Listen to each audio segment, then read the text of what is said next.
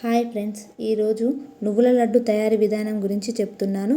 దీనికి నేను 1 కప్పు బెల్లము, 1.5 కప్పు నువ్వులను తీసుకున్నాను. ముందుగా ఒక బౌల్లోకి నువ్వులను తీసుకొని నువ్వులను బాగా వేయించుకోవాలి.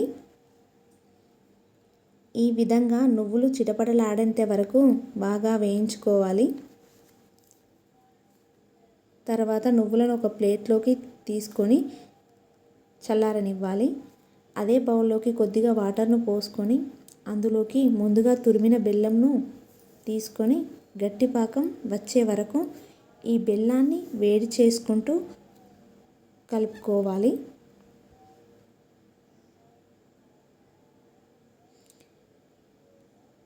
ఈ బెల్లం గట్టి పాకం వచ్చే ముందు ఒక 1 స్పూన్ నెయ్యిని వేస్తూ కలుపుకుంటే ఈ నువ్వుల లడ్డు చాలా టేస్టీగా వస్తుంది.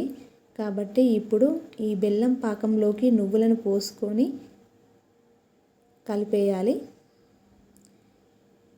ఇలా ఈ పాకంలోకి నువ్వులను కలుపుకున్న తర్వాత స్టవ్ ఆఫ్ చేసి దీన్ని చల్లారనియాలి.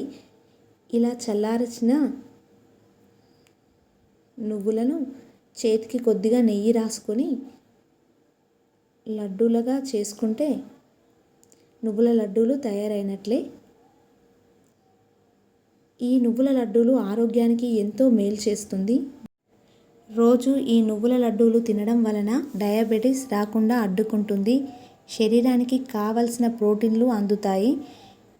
ఈ నువ్వుల లడ్డు తినడం వలన ఎముకలు దృఢంగా మారుస్తుంది. రక్త సరఫరా మెరుగుపడుతుంది. హై బీపీ తగ్గిస్తుంది. చెడు కొలెస్ట్రాల్ను కరిగిస్తుంది. ఈ నువ్వులు గుండె జబ్బులను రాకుండా ఉంటుంది.